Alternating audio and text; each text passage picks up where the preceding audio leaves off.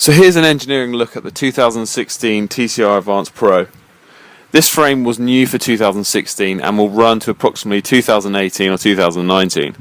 As you soon may gather, it is hard to know where to go next with the next frame evolution. I went for the non-ISP version with a traditional seat post due to travelling a lot with the bike. In anything over a medium frame size, you're going to struggle with packing away the SL frame. The SL frame is slightly lighter and slightly stiffer due to the use of more T800 Torre fibres, but Giant have informed me this stiffness difference is only about 3% from the Pro version. So more on that later. Back to this bike then. Out of the box without pedals, this large frame is 6.95 kilos with full Ultegra group set. Now Giant has always held the TCR as their most focused, refined and thoroughbred of machines. This is not an aero bike, nor does it need discs. With this bike, it is all about stiffness to weight ratio and simplicity. In terms of lateral stiffness at the head tube, the TCR is up there with the stiffest big boys. Super 6 Evo High Mod, Spesh Tarmac, Cervelo R5 for example. All these bikes display a lateral head tube stiffness of around 160 Newton meters per degree. However, when weight is taken into account, that is the stiffness divided by the frame weight, the TCR easily comes out on top. Where this bike also shines is in the little details that go unnoticed straight away. Details like the fully hollow seat stay yoke, doing away with the traditional A-frame design in favour of a fully hollow, thin-walled carbon section. The way the rear brake bolt is recessed and hidden from side view, and the gentle chamfer behind the bottom bracket to make wheel change. Another impressive aspect of this bike is the comfort in the back end. Due to the compact geometry and sloping top tube, you're always running a lot of seat post. This noticeably deflects a lot more than a Super 6 of equivalent size for example.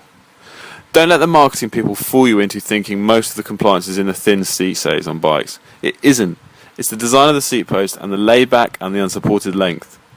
As the stiff aero bikes of 2014 and 2015 come to an uncomfortable and back-jarring reality check, it is nice to see some more companies paying more attention to the seat post.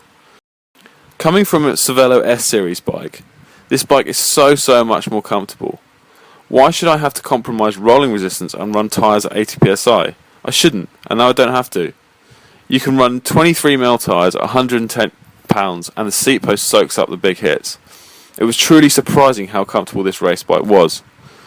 For those interested, cantilever beam deflection, so the deflection of the seat post, goes up by the cube power of the unsupported length. So a little bit more exposed seat post makes a huge difference in compliance.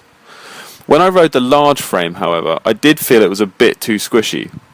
On the flat, I like to ride a really high cadence when in the drops, and on the TCR I felt I started to bounce on the seat post. On a stiff Cannondale CAD 10 with an aluminium seat post, for example, this wasn't a problem.